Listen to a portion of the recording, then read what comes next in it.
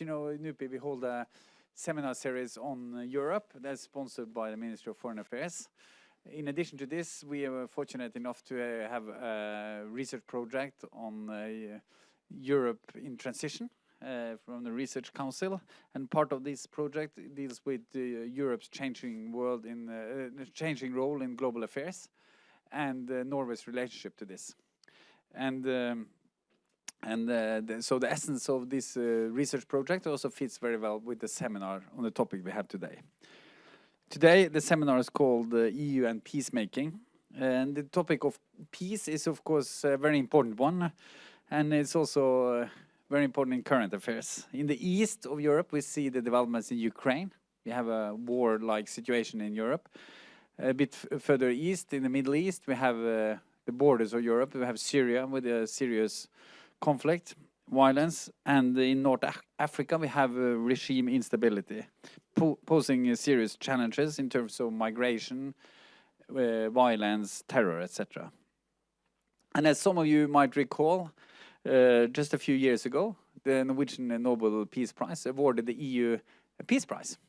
Not so much for its external activities, but because the EU was seen as instrumental in promoting peace among member states, and also the enlargement process itself contributed to stabilization and peace in Europe.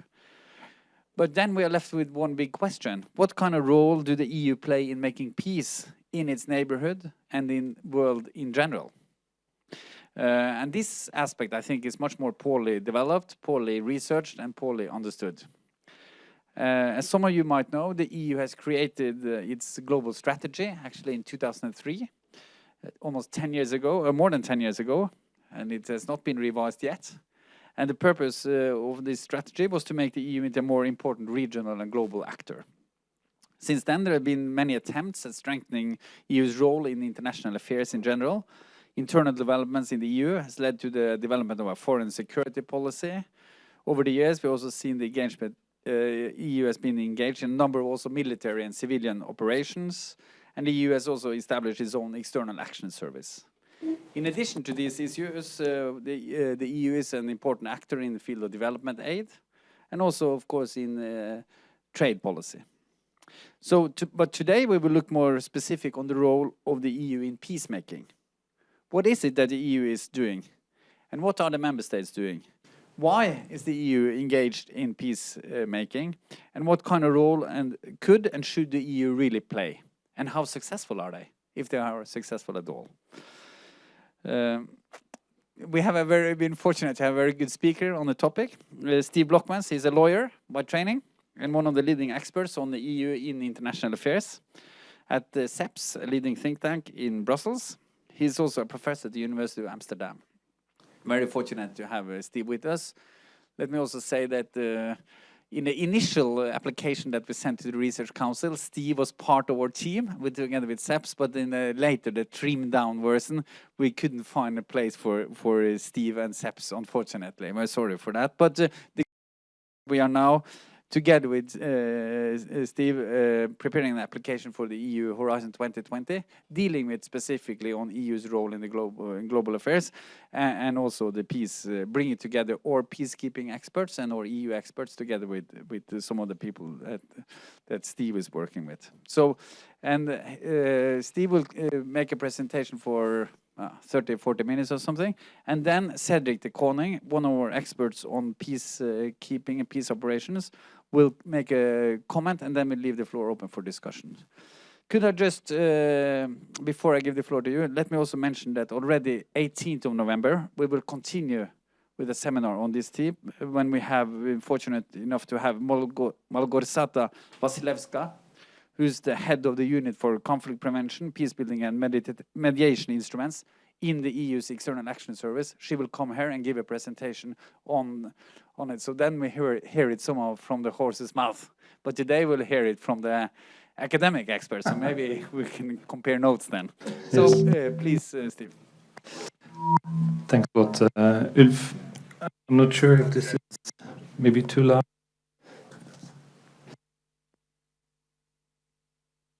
Thank you very much to speak here today. Thank you to Ulf Pernille, who's this series. This is not working? Okay.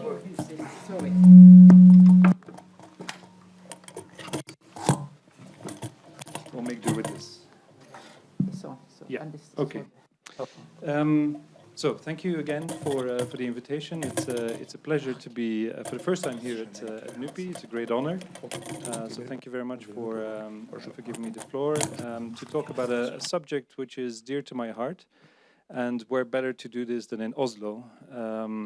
I couldn't dream up a better place. So thank you very much for that. Indeed, I've chosen as the title of my presentation, Peacemaking, Can the EU Meet Expectations? And Ulf, you already recalled a couple of key markers in this respect. You painted the gloomy situation on the outer periphery of the European Union, which the EU somehow has to deal with. And we're, of course, in an auspicious year. I mean, it is 100 years ago since the First World War started. And while everyone focuses now on how that war in fact started and makes the parallels to what is currently happening in the Middle East, but closer to home in Ukraine as well, with potentially a new Cold War developing, it seems equally important to actually dwell a little bit upon the lessons learned from how peace was made after that First World War. And I think here there are a couple of parallels between our world and the one from 1918, which are actually quite useful in teasing out. Let me offer three. First, the kingdom of Serbs, Croats, and Slovenes was a signatory to the Treaty of Versailles in 1919, and was thus recognized for the first time as a unified state. Now, of course, we've seen the national tendencies in the Western Balkans flare up again in the early 1990s, which tore apart Yugoslavia. The name given to the composite kingdom created in 1929, so 10 years after Versailles. Later on in this lecture, I will draw a few parallels on the conflict resolution dynamics and mechanisms which led to the 1995 Dayton Agreement, and which sanctioned the international borders we have now in the Western Balkans, but nevertheless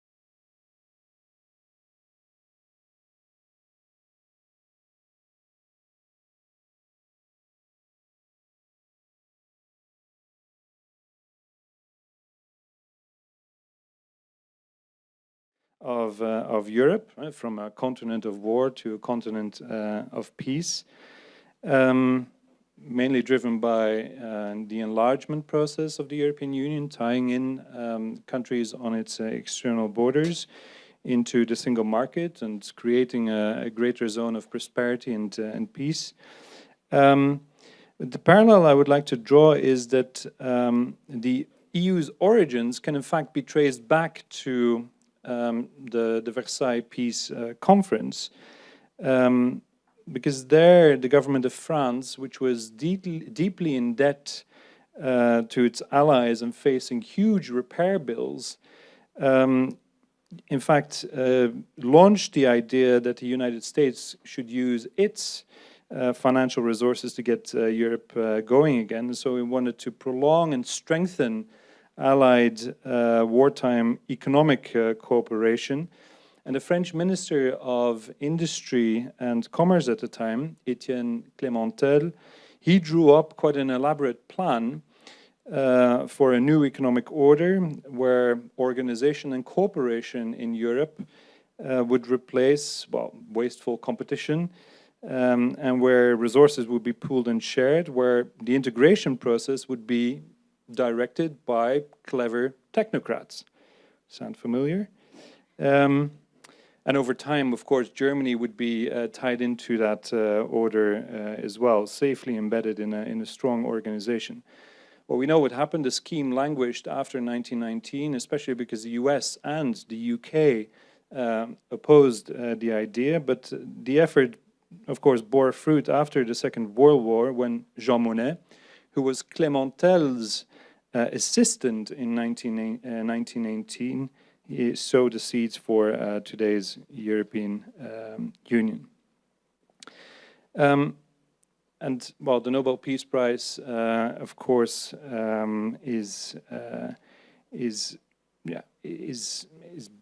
has been delivered to the European Union for its success in wielding its soft power across the European continent through, well, by imposing durable peace on candidates for membership.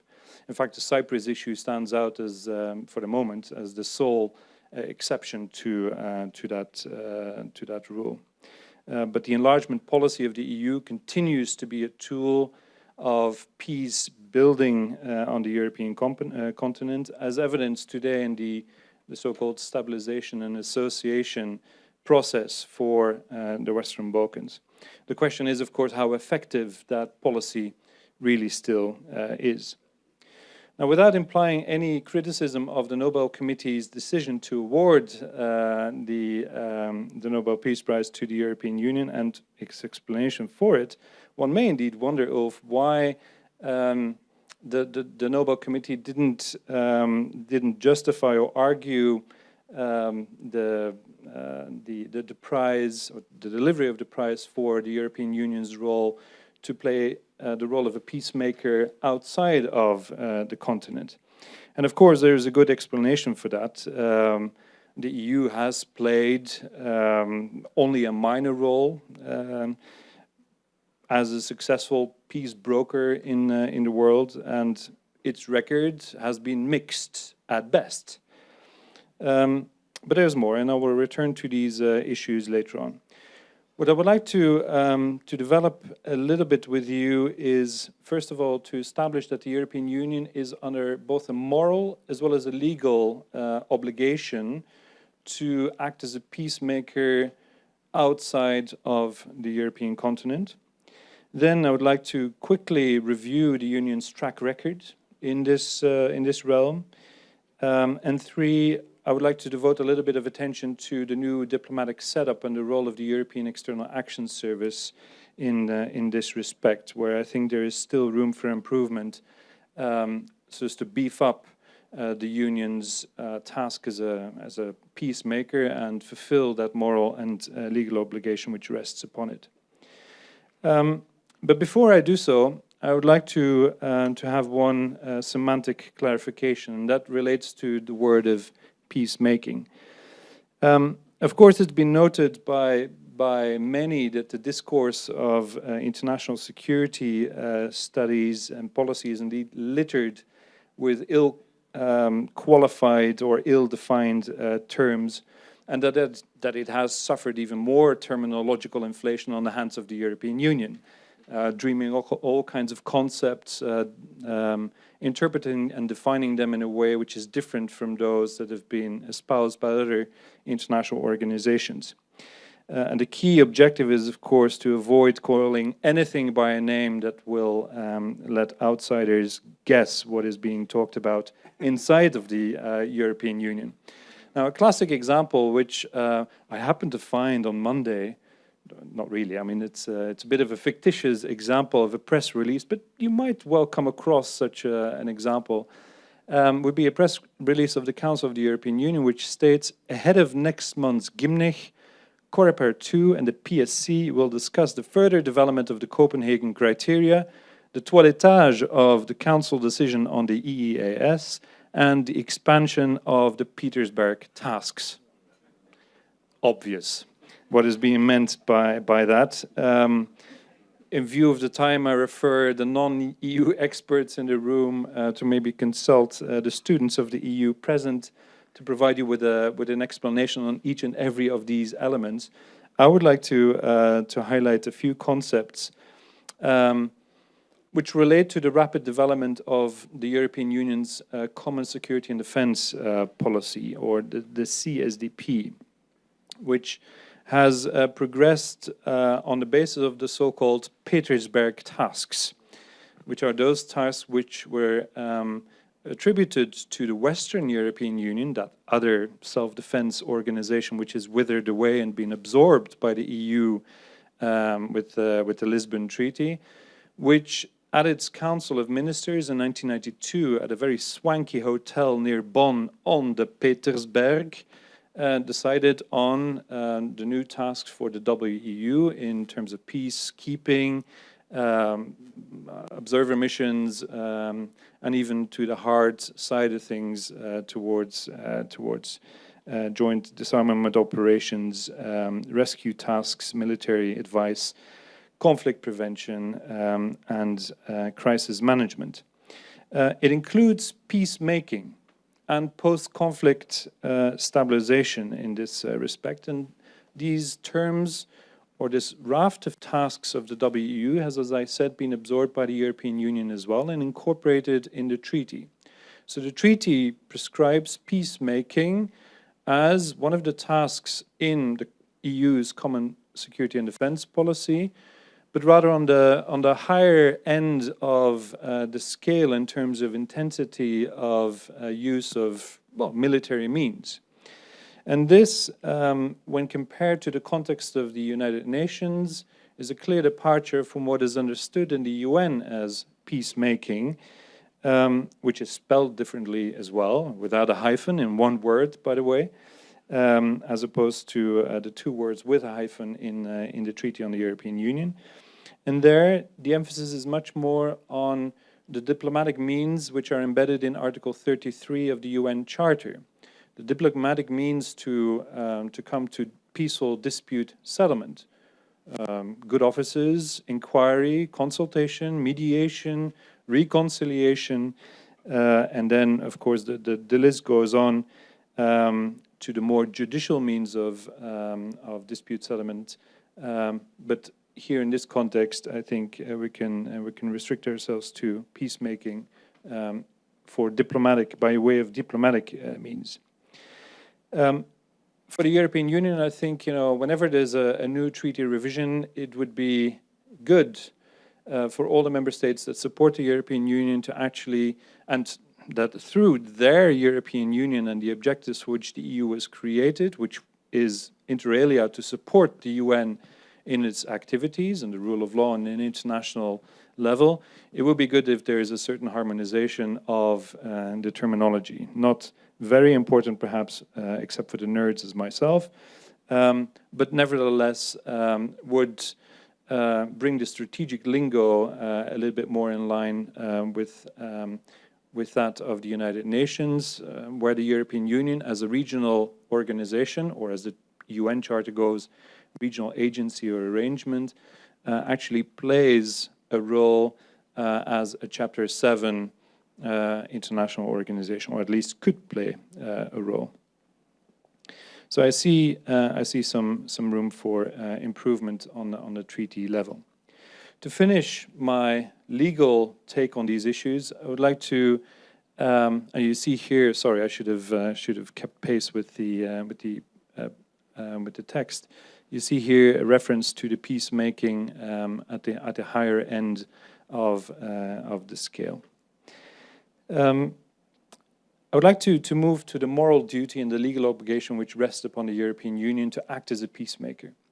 I think the moral duty in itself is quite obvious from the values on which the European Union is built, that have been developed, of course, since the 1950s, the early days when the European coal and steel community brought together a number of member states to bring war industries under the supranationality, under the supranational authority of some joint institutions, and those values have been elaborated upon, have been refined in the current constitution of the European Union. Respect for human dignity, freedom, democracy, equality, the rule of law, respect for human rights, including the rights to persons belonging to minorities. And you see these values littered throughout the treaty, the constitutional document on which the European Union is based, both defining a normative conceptual basis within the European Union, but also for its actions outside of the borders of the European Union member states.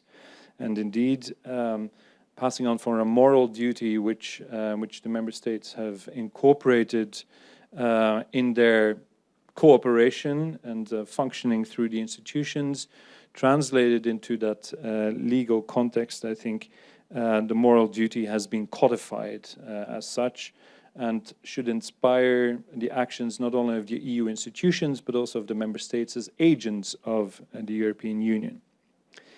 And indeed, Article 3, Paragraph 5, Article 21, Paragraph 1, and others provide those legal bases. The legal obligation, by the way, could be derived also from the international legal context, the EU as the Chapter 7 organization. And the member states, all member states of the EU being a member of the United Nations, working together for the promotion of, the norm promotion externally, have that legal obligation filter through international law incorporated into European law, resting upon their shoulders. So what could look at that moral and legal obligation as one being an aspiration developed from within, as indeed an obligation imposed upon the European Union from outside the international legal order.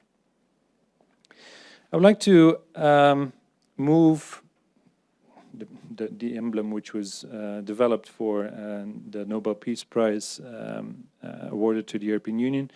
I would like to pass through a review of the EU's peacemaking efforts.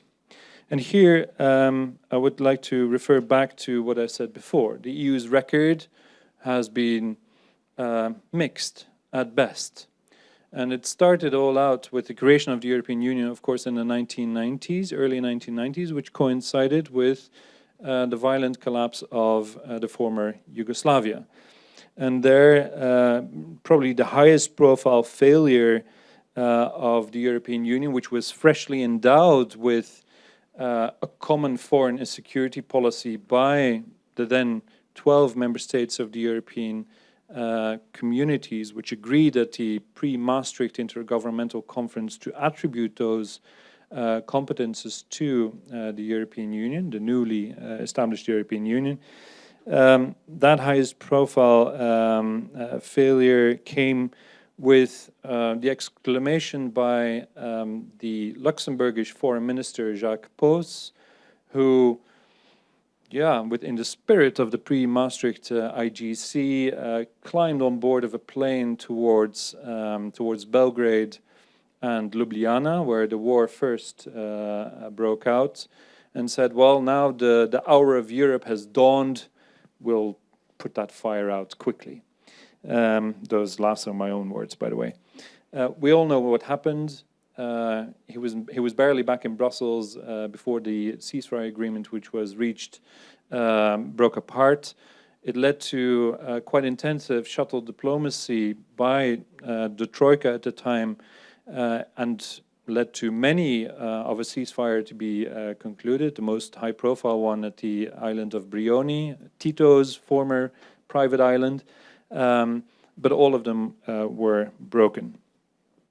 And it led, of course, ultimately in 1995, well, to NATO action and to the US leading in NATO to put the fire out in the Western Balkans. And that shamed the EU member states into action, into developing through a new international governmental conference the kind of tools which were then laid down in the Amsterdam Treaty in 1997, where the position of a High Representative for Foreign Affairs and Security Policy was created, the post eventually taken up by Javier Solana, who made the best out of the very cautious treaty wording agreed to at Maastricht, and was instrumental, thanks also to the upgrading of the instruments, not only at Amsterdam but at Nice a couple of years later, to brand a European security and defense policy as of 2003, with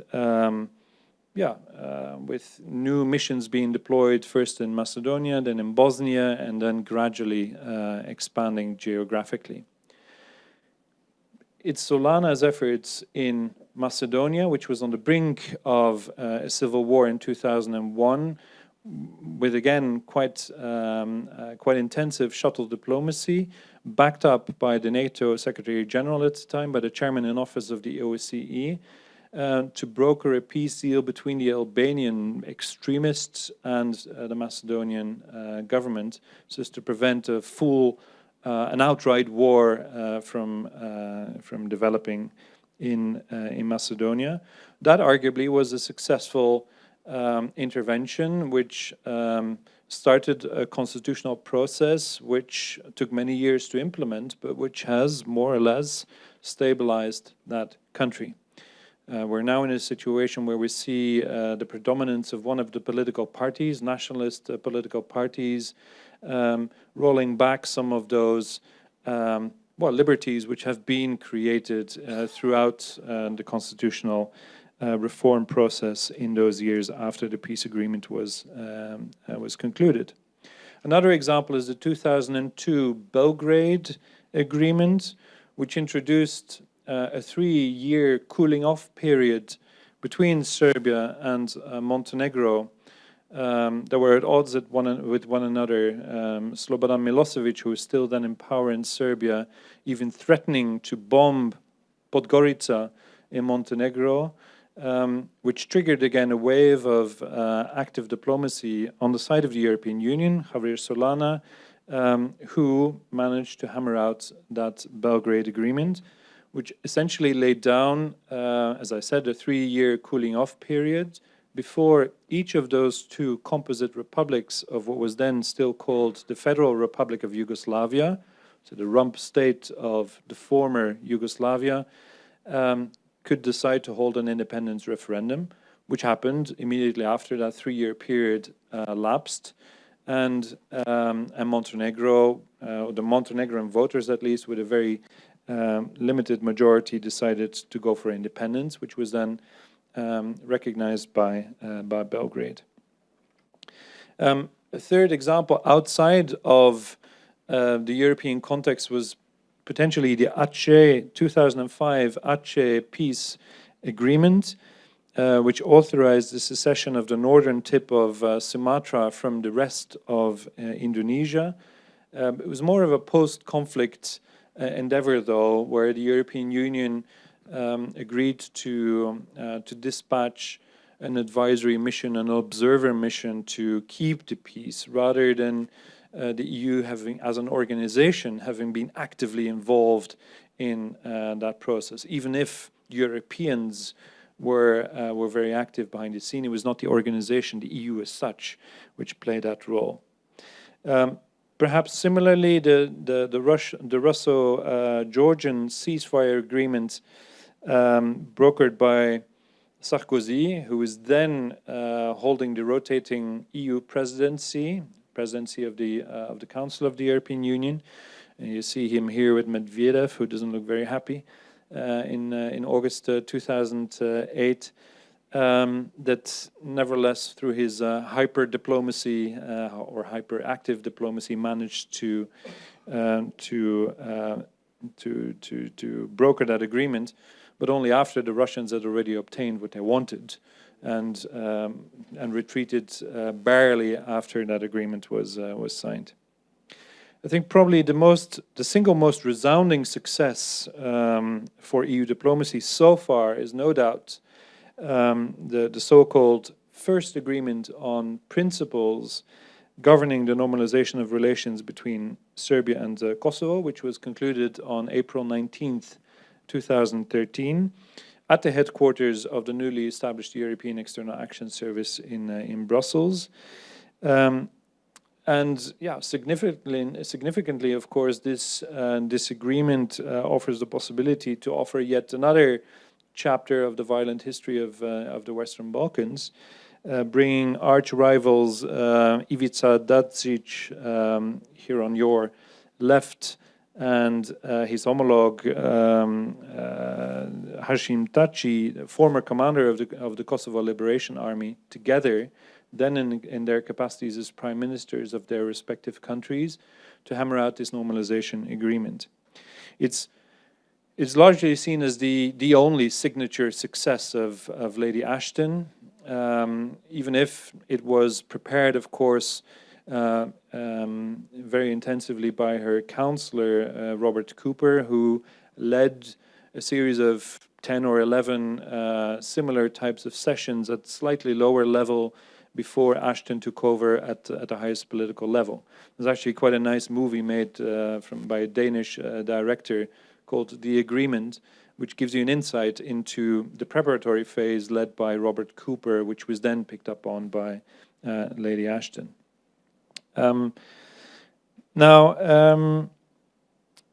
That's it really. I mean, looking at the wider Europe environment, or the neighborhood of the European Union, the picture is much more bleak.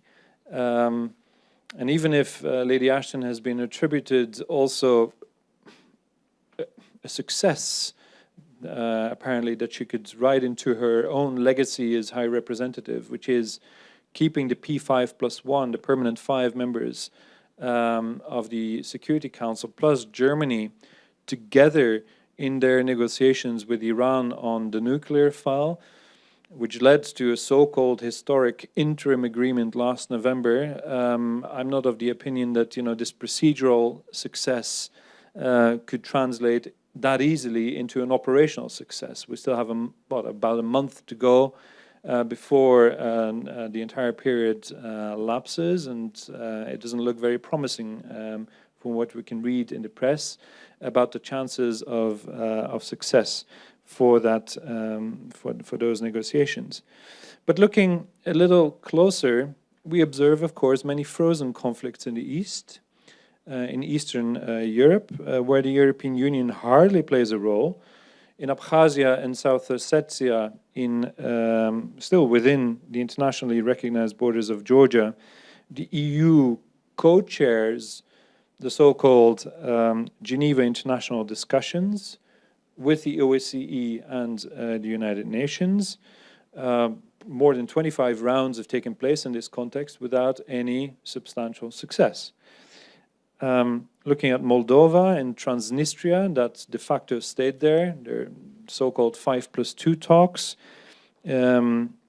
which refers to Moldova and Transnistria, the two parties to the dispute, plus the OSCE, Russia, and Ukraine as mediators, which, by the way, in 2005 invited the EU and the US to participate in official meetings as observers. but there too, the talks, which have continued also in Brussels, have not achieved anything yet, and it's very unlikely that they will, given well, the developing security disorder in that part of Europe. On Nagorno-Karabakh, the dispute settlement mechanism between Azerbaijan and Armenia is governed by essentially Russia, the US, and France, which serve as co-chairs of the so-called Minsk group, which is brought under the auspices of the OSCE. There, the EU is not even formally invited to support its work, even if, but then also the resolution of the conflict is going nowhere. So, insofar as these frozen conflicts have been resolved, it seems they've not been. It's not been due to the peaceful courtesy of the OSCE, but rather by Russian military force and the ongoing occupation by its so-called peacekeepers in these de facto states. So any path towards conflict resolution in those disputes will have to pass through Moscow.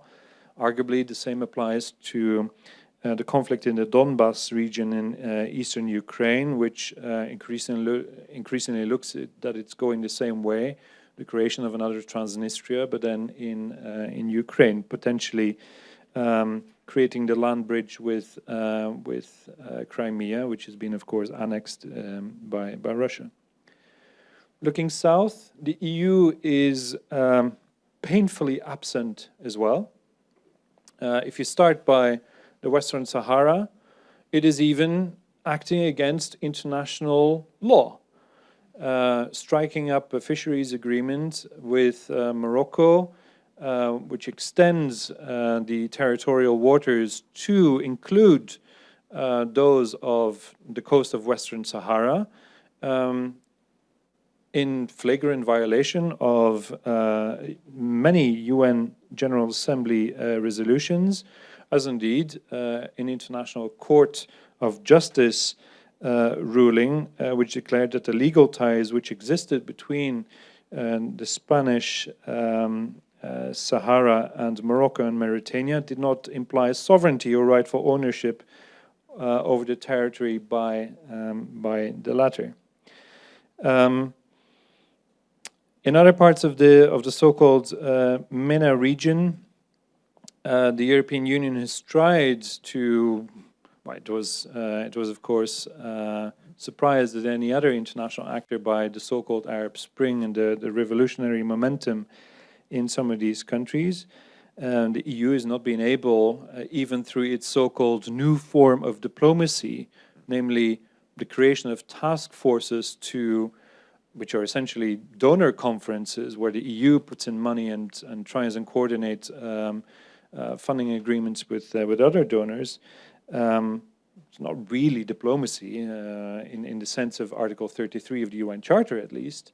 It has tried to steer these developments perhaps a little bit, but it certainly hasn't been in the driving seat in that respect.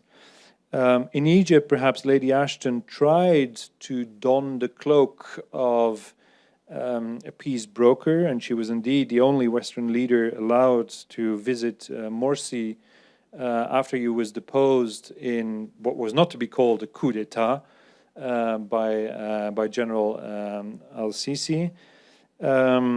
But her role as an honest broker quickly fizzled out after the general put her aside and tried to sort out matters in the army way. In the wider Muslim world, one can point to a number of well, perhaps small successors achieved by the High Representative and the EAS. Here you see, by the way, the visits that Ashton made to Morsi when he was still in power, and quickly afterwards with al-Sisi. I referred to the P5+1 talks, which I said are going on. But the major Middle East peace process, of course, between the Israelis and the Palestinians, the EU has at times taken over from the US when the US was in its presidential election cycle. So it was a caretaker of that process for a while, and of course that was clearly shown by Brussels as saying, "Well, look at us, we're in the driving seat now." But it was very much, well, almost slavishly running behind John Kerry when he launched his peace process, and look where that has left the European Union now after Israel and the PA fell out with each other and derailed the latest peace process. I would like to, well, looking at this from a geographical point of view, you clearly see these concentric circles that the European Union defines in terms of its peacemaking activities. Slightly more effective thanks to the carrot monitoring processes also in the EU enlargement process, where states like Serbia and Kosovo that want to join the European Union at one day are willing also to jump through the hoops that the EU institutions are keeping out for them. Of course, not only the Commission, but also supported by the European External Action Service. But look a little further, and that effect wanes quite quickly. Already in the neighborhood, where we see geostrategic competition now, certainly in the east, and in the south, it seems that no one is really listening because, well, the sums of money or envelopes that the European Union is projecting for the reform, the peaceful reform, democratic reform of those countries are simply not big enough in order to interest leaders who are putting their necks on the lines as far as reform processes and peace processes are concerned in their countries. I would like to still dwell 2 minutes perhaps on the organizational challenges. Where does that leave the European Union now? Can it meet the expectations? The title of this lecture, after all. But peace processes are, of course, often identified with key political figures. Catherine Ashton, Javier Solana, well, Jimmy Carter, Lakhdar Brahimi, and others. But as noted in the 2009 concept on strengthening EU mediation and dialogue, peacemaking is, by its very nature, a team effort. A team effort which requires substantial expertise, knowledge, technical capacity, engagement at different levels over time, as well as cooperation with other international actors in order to be effective and to improve its chances of success. This is what the concept note of 2009 on EU mediation states. So the EU is very well aware what is necessary. And of course, the EU has been learning by doing, especially in the Balkans, and maybe learning from mistakes farther afield. The Lisbon Treaty has, of course, developed some of these instruments, especially with the creation on the 1st of January 2011 of the European External Action Service, which is intended as a hybrid body to marry the Commission's expertise and EU budget, controlled by the procedures by supranational principle, and Commission executing, Parliament approving or disapproving, with the political clout brought to bear by the member states that support the political process in CFSP, the Common Foreign and Security Policy. But here, the EU is still very much united in diversity, as the old motto goes. It's been scrapped from the Lisbon Treaty, by the way, but it still applies, where each of the states of the European Union has its own geostrategic and geopolitical, geoeconomic outlook, its own historical trajectory, has a different threat perception, very clearly present now, of course, over the external shock provided to the system by Russia, with countries in southwestern Europe not feeling the same type of heat as the Baltics do. And so the intention, of course, with the Lisbon Treaty was to solidify the organizational structures in order to be able to initiate, but also to coordinate better the efforts of the European Union, so as to go above and beyond the individual interests or threat perceptions of member states, and to provide a certain continuity to the visibility of the European Union's actions in this respect, the efficiency and effectiveness of its performance. And it's especially the unit of Mrs. Wasilewska, who will be here in a couple of weeks' time, the so-called K2 unit, which is almost symbolic because K2 is the second biggest mountain in the world. So they have indeed quite a mountain to climb also within the European External Action Service, so as to beef up their own role in terms of conflict prevention, peace building, and mediation support.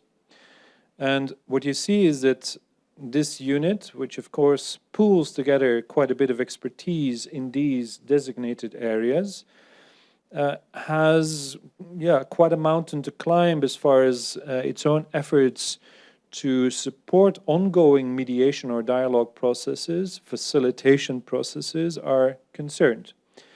I can perhaps speak more freely than she can when she's here, but what you see is that the P5+1 talks, which have been organized under the auspices of the European Union by way of the High Representative, Lady Ashton, that this has been a rather close circle of experts, which was assembled very closely around the Deputy Secretary General Helga Schmidt, who was put in a position for the daily management almost of these P5+1 talks with Iran, and assembled a team of experts, technical experts, negotiation experts, without benefiting from the K2 unit's expertise, lessons learned documents, training efforts, all at a very ad hoc level.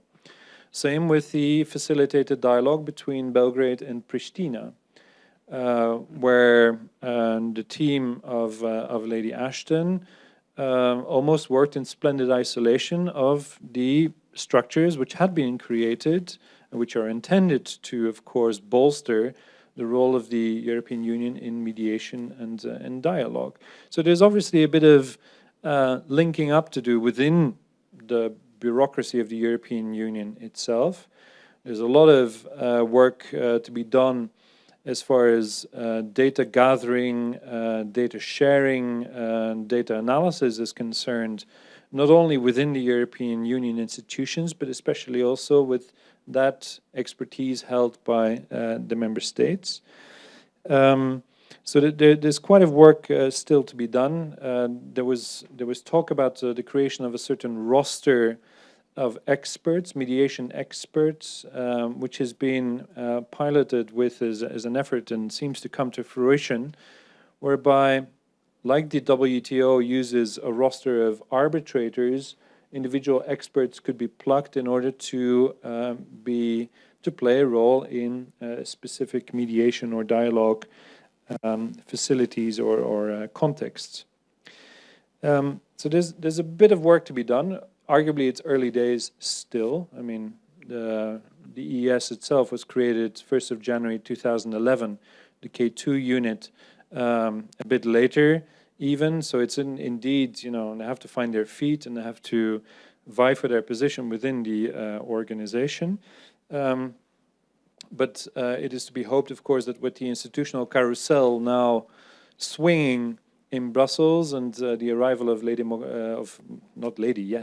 of Federica Mogherini, there's a bit more ambition to use, you know, the full capacity of the institution as it exists. A slight thorn in the thigh of the EEAS in this respect is the creation recently of a so-called European Institute of Peace, which initially was co-sponsored by Switzerland, the European Parliament. And I'm not sure to what extent Norway really played a role in the initial setup of that institute, but I'll be happy to learn about that. But there, the idea was to create an institute which would be pooling expertise, very much like the K2 unit has the ambition to do within the European External Action Service, but then unhindered by the political allegiances towards member states or to cooperating with the other institutions, to be a bit more of a nimble instrument, also to be able to negotiate with non-recognized parties, such as terrorist groups, where if sanctions apply as opposed by the European Union on such groups, of course limits the action that the European Union can take in negotiating with those sometimes crucial parties to the resolution of a conflict.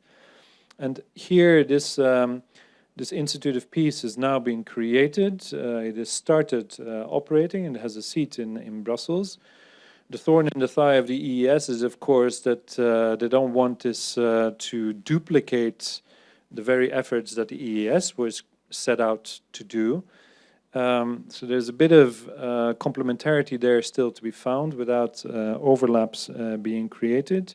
And well, we'll have to see how that goes. It has started its first activities by inviting the former international civil officer, ICO, Peter Fate for Kosovo to investigate what possibilities exist in finding alternative avenues for a peaceful dispute settlement between Greece and Macedonia over the name issue, where the Nimitz process, led by a UN envoy, has been dragging on for 19 years and arguably has become part of the problem rather than part of the solution. So perhaps there the European Institute of Peace could play a role, but it's a matter of reaching complementarities, of course, with the EES. And I'll be very keen to see the web stream of, if that will be allowed, of course, by the EES itself, of the event that Ms. Vasilevska of her lecture here at NUPI. I would like to conclude, because I've been way too long, and I apologize for that, by simply recalling, I'm not sure whether oh yeah, here you see Lady Ashton at her desk, by the ultimate coordinator on the phone. But I would simply like to finish by recalling that the European Union has both a moral obligation, which is not only the result of the Peace Prize being offered to it by the Nobel Committee, but of course also espoused through its own value base, which is common to the constitutional traditions of all the EU member states, but also a legal obligation to act in peacemaking efforts, not just on the European continent, but also externally. There's a whole raft of provisions, legal provisions, written into the Constitution of the European Union, the Treaty on the European Union, as indeed an international legal obligation to work towards peaceful dispute settlement as a Chapter 7 organization. But if we look at the practice, well, it is a very mixed record indeed. The organizational build-up, which we have seen of late, is promising in itself, but needs to be beefed up, especially by the political and organizational will to use the facilities which have been created, which of course can be improved, but that's work in process. And here a working relationship would have to be found also with the newly created European Institute of Peace. I'll keep it at that. Thanks.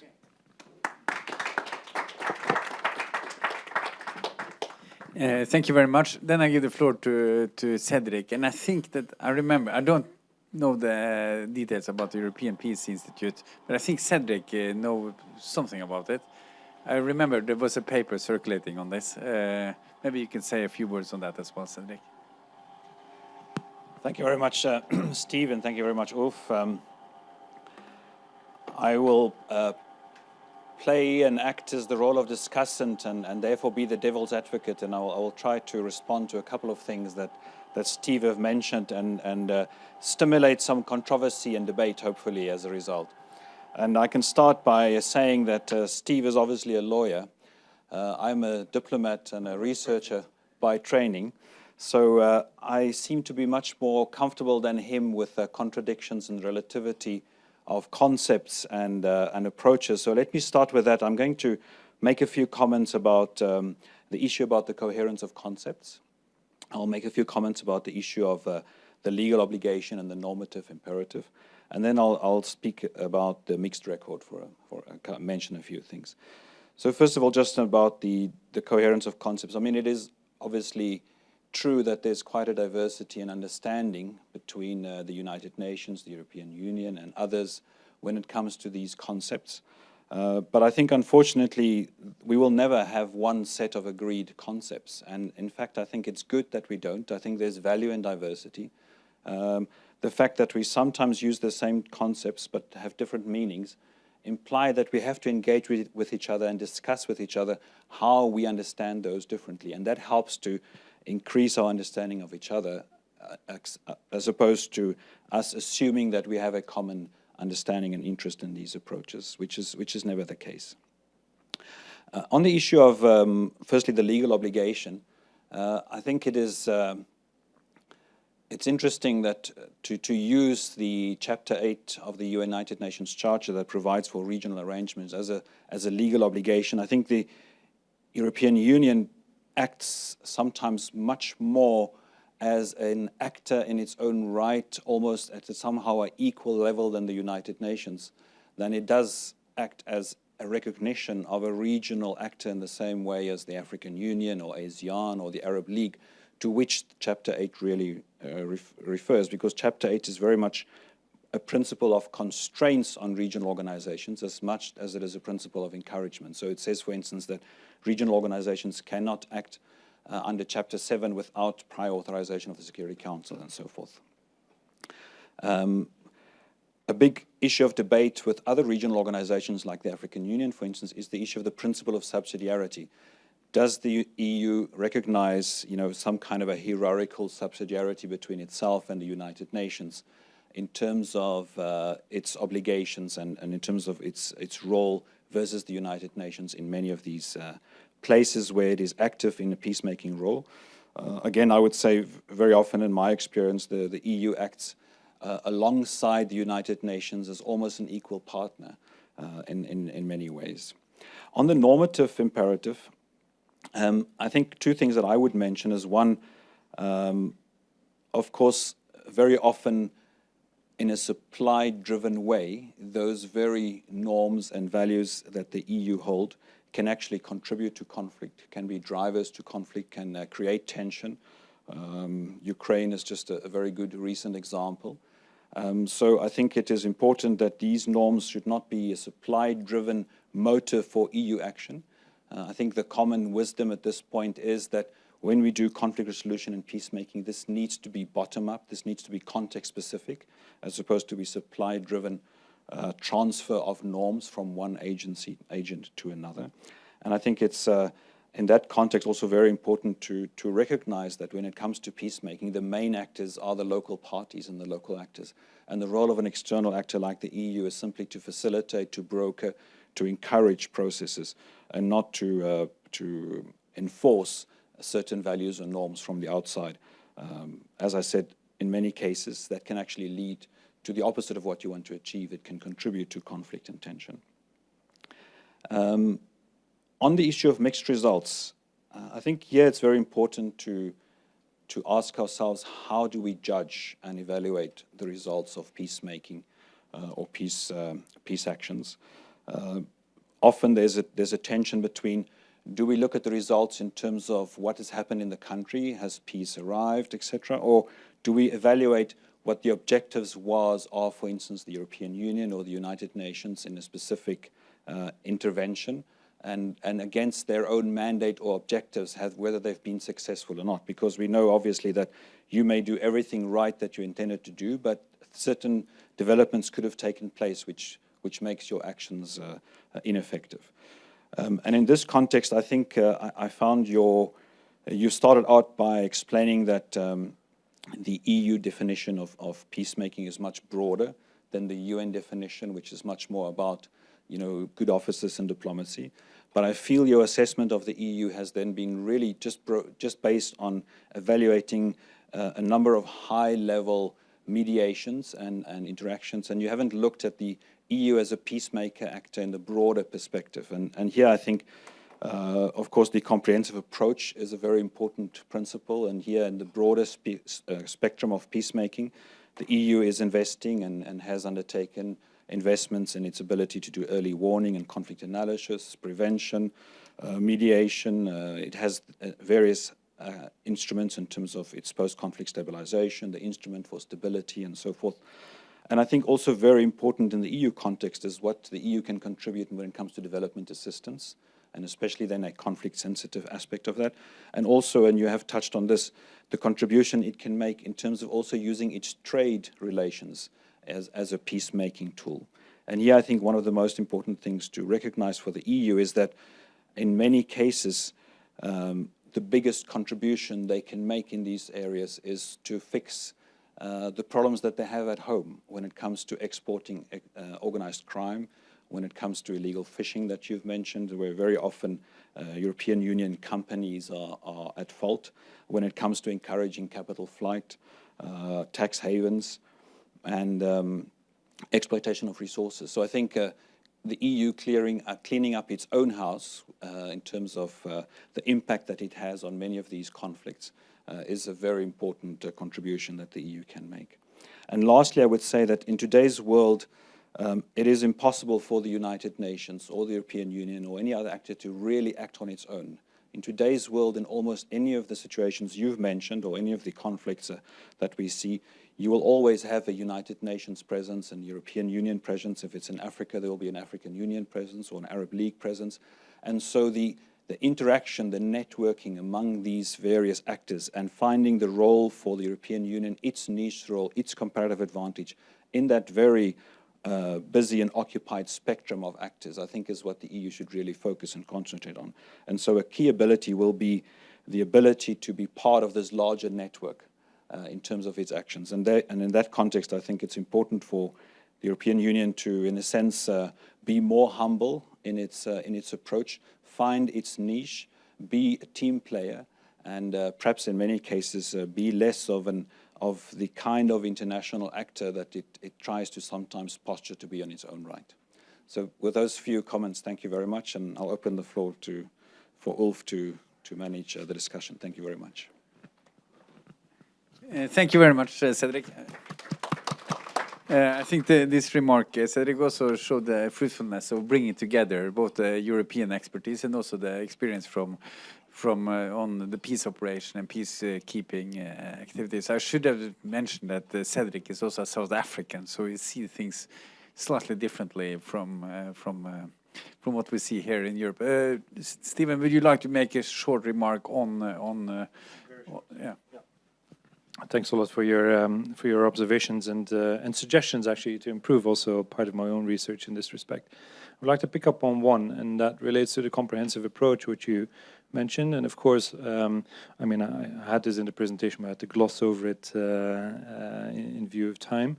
Indeed, I mean, I've looked at the high-profile political processes as being emblematic, to discern a peacemaking role for the European Union through its EU delegations on the ground, and it has a vast network of those across the world, through the many projects that it sponsors, through the financial instruments that you also refer to, the Institute for Stability, or I'm not sure what the exact new name of that is, but also through the African Peace Facility. The European Union has been instrumental in financing grassroots level operations, which of course, work towards peacemaking objectives on a daily basis. And so in this respect, the European Union prides itself through the development of this comprehensive approach, and that it is able, as an international organization, to marry the political ambitions with the kind of tools across the board, from trade, development assistance, humanitarian aid, all the way to peacekeeping operations, just to provide that comprehensive approach to peaceful dispute settlement. It should have been mentioned, and thank you for bringing it up. Okay, then we have over here.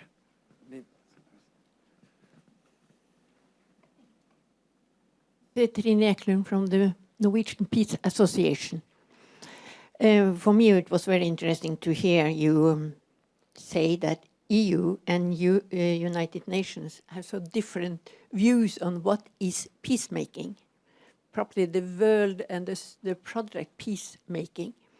For me, Europe lacks still a culture of peace.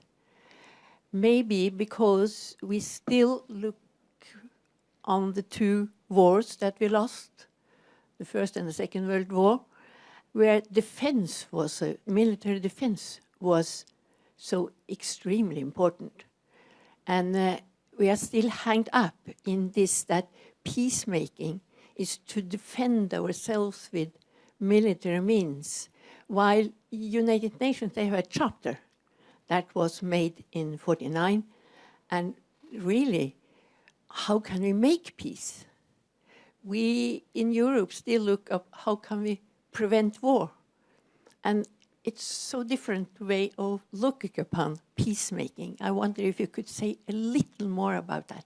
Thank you. Still.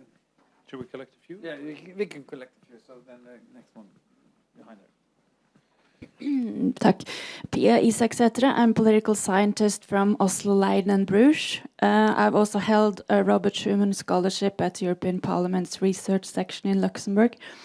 When I worked for the Norwegian Confederation of Business and Industry in Brussels, I had the pleasure to cooperate with CEPS on the making of your excellent report, Navigating by the Stars, about Norway's relation to the European Union. I absolutely agree on the comment that the European Union should clean up its own house. So I'm going to say something a bit unpleasant to maybe spark the debate. You talk about the EU as a peacemaker externally. How about internal threats within the member states? I am especially thinking about the growing anti-Semitism within the European member states, especially in Eastern Europe, as we know. I know that the EU supports Jewish cultural programs to keep Jewish culture alive. Do the EU also appreciate the security threats against its Jewish population posed by its own inhabitants? Thanks. Okay, the concept and anti-Semitism. I'll start with the last one first and then come to your first point, if that's okay. I fully agree. I only hinted at the inconclusive conflict resolution dynamic towards Cyprus, which of course is a high-profile political one and incorporated the divided island under the legal fiction that the entire island became a member of the European Union, while the Green Line was still in place, and of course Turkish troops are occupying still the north of the island. There are much more grassroots, lower level, less intensive conflicts, of course, which are brewing in the European Union, which have the potential of creating or reaching that higher pitch that we see in armed conflict. You hinted at anti-Semitism. It's one part of the problem. I mean, there's a whole Eurosceptic debate which is driven by anti-immigration in many countries, with right-wing parties developing a rhetoric which is increasingly attractive, it seems, to growing numbers of voters, which undermine the value base on which their own countries are built, but of course also the European Union in general. And with the last parliamentary elections at European level in May this year, you clearly saw that jump on the two ends of the spectrum, of the political spectrum, with fringe parties rising in numbers, now present in coalitions or outside of coalitions of European families within the European Parliament, able to undermine the liberal democracy and efforts, to spur that liberal democratic effort at the European level from within. And that goes further than the healthy infusion of some opposition politics within the European polity. I think it goes much deeper to and is much harsher in character, and has a potential of undermining some of the results that have been established over time. One could also point to urban violence, increasing levels of crime, having the potential of spilling over through other parts of cities across the continent, as having the potential of creating or sowing the seeds for wider conflict. Now, without wanting to dramatize this, there's of course also the issue of separatism within Europe. We've seen the recent referendum in Scotland. We see a slightly nastier debate leading potentially to a constitutional crisis in Spain over Catalonia, which may spill over again into the Basque country, which of course has a very violent history, which may again inflame feelings in other separatist parts of Europe with a violent history or not, Corsica or other parts. I don't want to dramatize this again, but there is the potential at different levels. And then I haven't even mentioned the regression on liberal democracy as espoused even in a speech this summer by Viktor Orban in Hungary, where he proclaims that an illiberal democracy could be established and should perhaps be established in one of the member states of the European Union. I mean, these are worrying developments, of course, and the EU indeed should practice what it preaches when it goes out, and especially in its neighborhood. You mentioned this in one of your remarks, when it insists on the so-called Copenhagen criteria, or the normative value package, which underpins also the association agreements which have been negotiated with countries in the East. It should be a bit more careful to be able to show that its own armor is at least doesn't have too many spots on it when it tries to proclaim that partner countries should adhere to values which in some member states are not met themselves. So the European Union is first and foremost under an obligation, I think, to do more to make sure that that these rules and principles are adhered to. It should do more, especially in the case of Hungary, as it seems to be developing from bad to worse, and it should be seen to at least try and support the member states in their own activities as far as urban violence is concerned, or potentially act as a source of inspiration or expertise to settle constitutional problems, bringing in also expertise from outside, from the Venice Commission.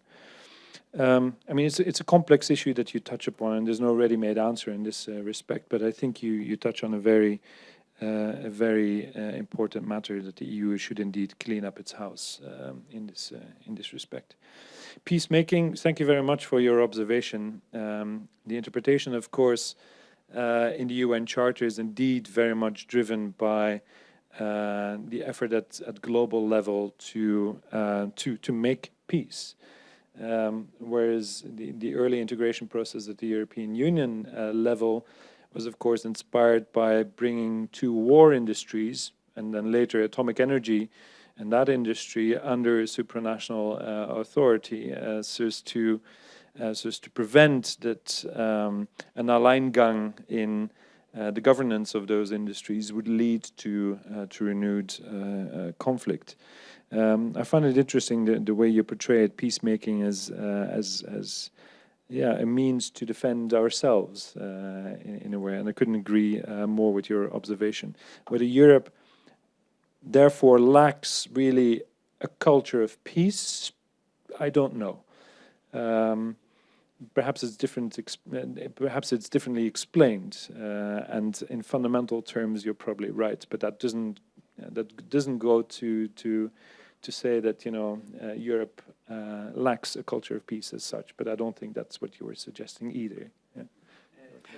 Just a quick comment on that point. I mean, for me, one of the fundamental differences between the European Union and, let's say, the United Nations or the African Union is that for the European Union External Action Service is about foreign policy of the European Union. So it's acting in the context of peace, in defending or furthering its own interests.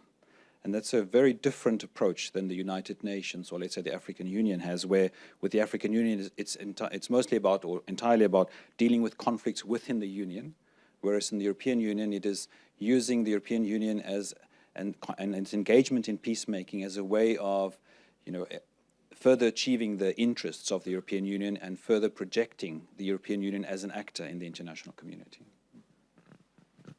Okay, now Morten Bøås, yeah, and then Pernille, and then some of the people in the back there. But we have 10 minutes left, so I think we collect a few questions now. So yeah, I'll be quick. Just two brief comments. One on the EU as a potential peace-building actor.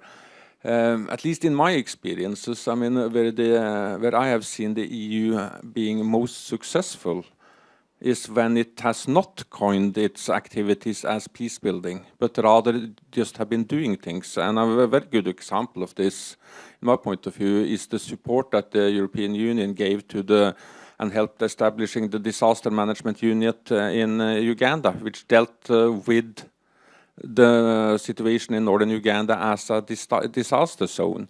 Not deliberately trying to build peace and engaging with the LRA, but clearly laying some of the foundation for what we have now seen as a relatively peaceful area of northern Uganda after the withdrawal of the LRA. So maybe in order to understand the European Union as a potential peacemaker and peace builder, one needs to cast the net wider than only looking at efforts defined deliberately as peace building or peacemaking, because if you only look at that, the EU is not very successful.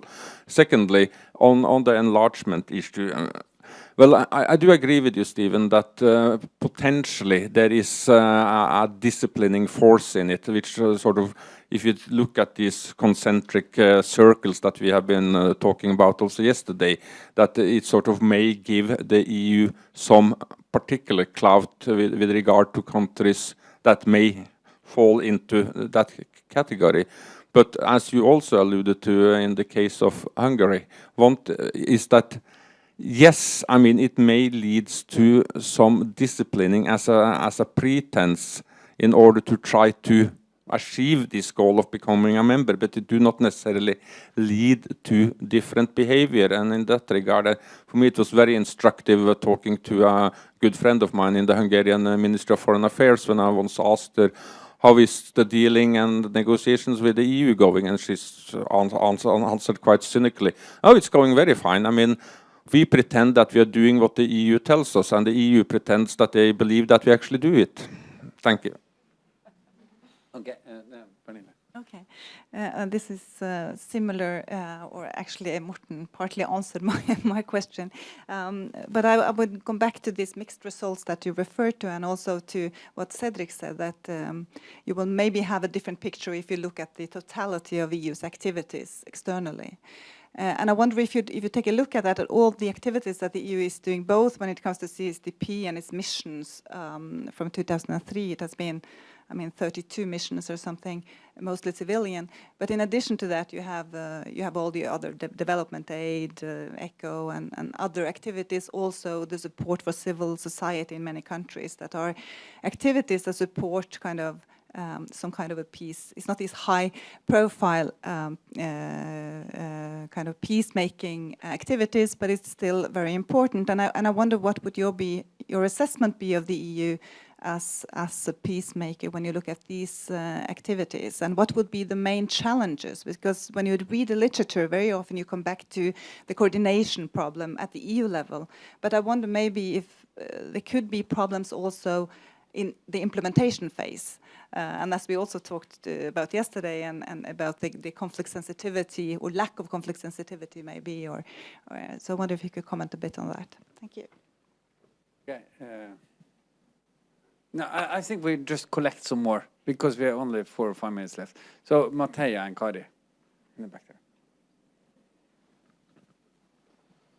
Okay, I'll be quick. Kari Oslo, NUPI. 2 quick questions. The EU as a liberal actor, does that restrict its options as for what the EU can and should do outside of its borders? And the second, to what extent does the EU set the agenda for conflict resolution, and to what extent is it a follower? Thank you. My question, Matea Peter at NUPI as well. My question is actually very much in line with what's being discussed on sort of looking at the EU as a bigger actor, not just the EEAS. And I was wondering what your reaction is to the elephant in the room, the Commission, and sort of the Commission's restructuring of its external action, for example, dropping the enlargement commissioner. It's not in the next setup, right? Okay, I suggest that you have a possibility to respond to some of these things. Yeah, thank you. Very, very briefly on some of the points. I mean, I received a couple of comments which I gratefully take into account, but I'll address some of the points. And I'll go in reverse order. Commission restructuring on its external action portfolios. It's not entirely true that enlargement has been dropped. It's true that Juncker, President-designate, next Saturday at least, he should take up his new post, has mentioned when presenting his political guidelines for the Commission to the European Parliament that there will be no further EU enlargement in the next 5 years. Very populistic statement, if you ask me, for stating a fact, basically, that is being recognized by the political leaders of the accession states themselves. A cheap shot at trying to take some wind out of the sails of the Eurosceptic parties, anti-immigration parties, which may have its own value, but is detrimental to the cause that the political leaders of the accession states are fighting for in very short electoral cycles themselves.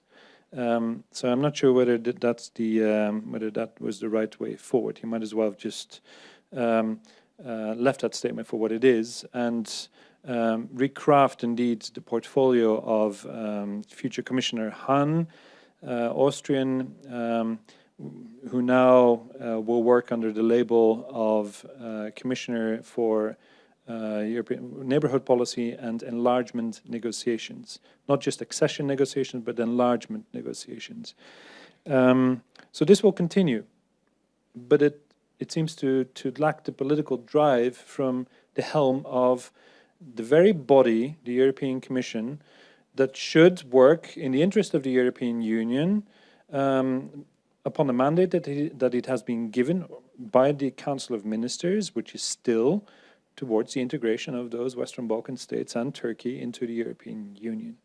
And there, I think the politicization of the European Commission is seen through this very prism, potentially problematic, at least for the next 5 years and the enlargement agenda. Which brings me to Morten's point on the disciplining effect of the enlargement process itself.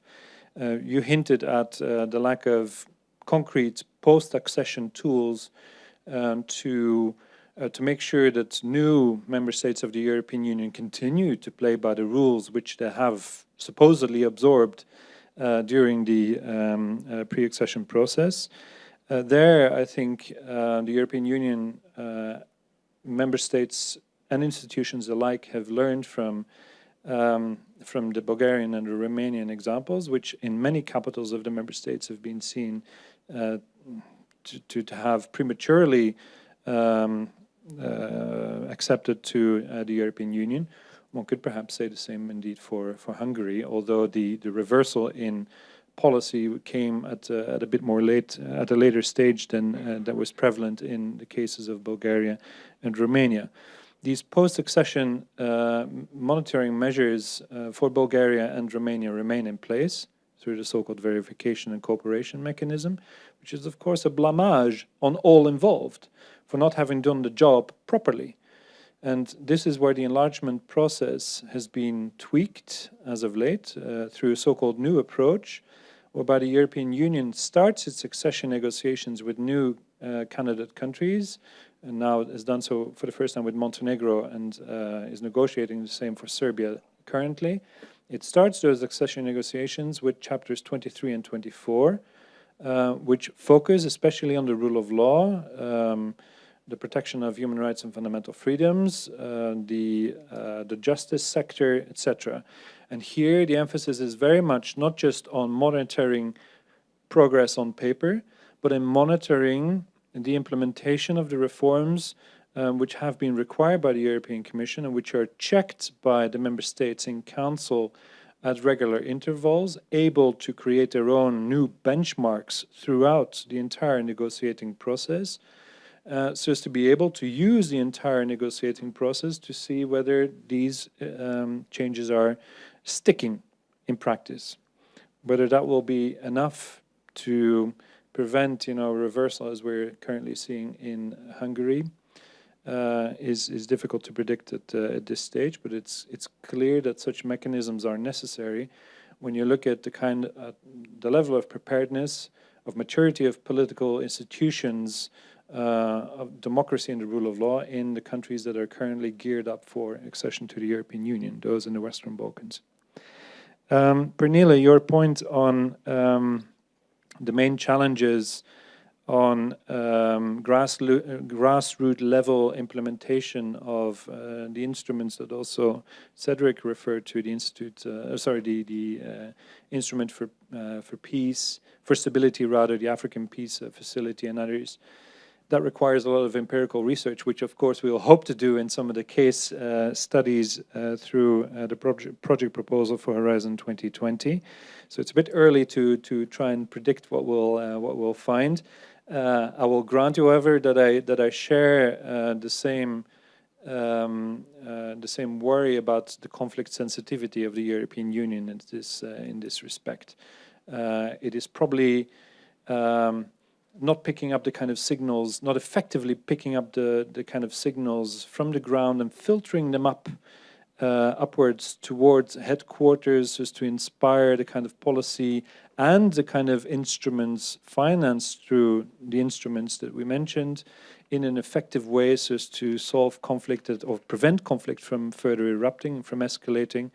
So there are obvious, coordination mechanisms which have to be improved. Antennas which will need to be further created, networks which will have to be bolstered at grassroots level in third countries in order to play a more effective role as a peace builder early on in the process, below the political radar, through day-to-day management of these projects under the FPI, the Foreign Policy Instruments Service of the European Union. On the mega questions, the EU as a liberal actor, is restricted to what it can do from a purely legal point of view? Yes. But I'm sure Cedric has a different view on that. If you look at the Constitution of the European Union, to which the EU institutions and the member states as agents of the EU have to abide, then it is obliged, the European Union as an actor is obliged to promote not just its own values in the immediate neighborhood and convince partner countries in absorbing those, but of course also the international conventions, bills of rights which have been concluded in different contexts to spur them to accede to the statute of the International Criminal Court, to abide by international humanitarian law, etc. So from a purely legal point of view, and I'll restrict my answer to that, I agree. It is restricted in what it can do. Is it an agenda setter for conflict resolution or a follower? That really depends on the case at hand. Perhaps it was much more conflict resolution agenda setter in the Serbia-Kosovo context than it is in Bosnia, where it's basically waiting, for a conflict to happen before it may get into action. There doesn't seem to be the political willingness to invest in any type of, groundbreaking solution, which may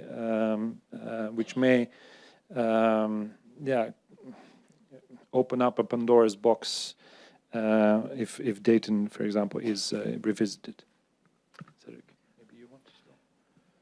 Well, maybe two small points. One, I think there is a big tension between being an export of a certain normative ideology and a peacemaker in its own context of the country, let's say, per se. And if the core objective is to be an exporter of a certain normative ideology, then that's what you should be measured on. To what degree is that action successful, even if it spurs further conflict? But if that conflict results in more, your norms being adopted, then that's a different evaluation than pretending to be a peacemaker that wants to create peace in terms of the context that's determined by that specific conflict. And maybe a passing or closing thought would be to say that perhaps the EU should also very seriously look into its own actions, especially in the Ukraine context.